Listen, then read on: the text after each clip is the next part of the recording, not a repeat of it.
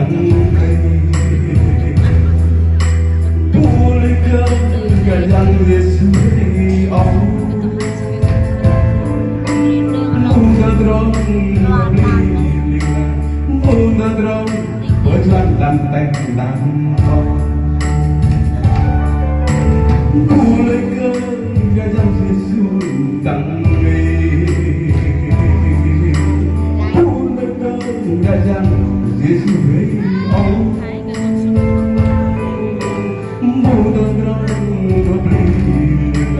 Muda drong berjalan lanteng dan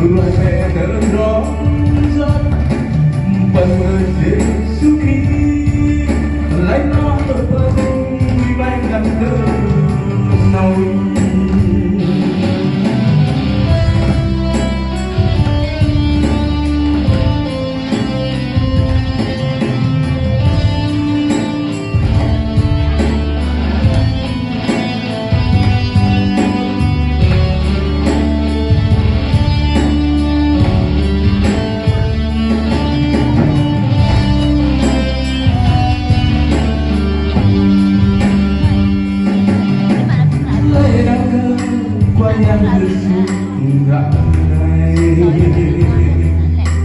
Lê đắc cơ qua yang Yesus nao nao mưa giọt lên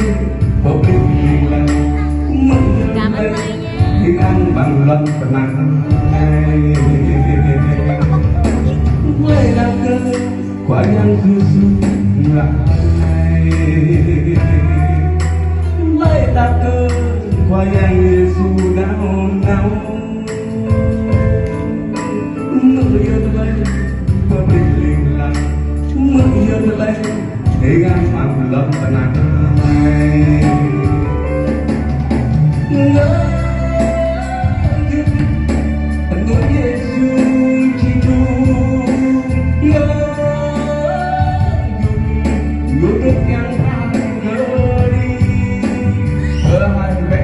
Let's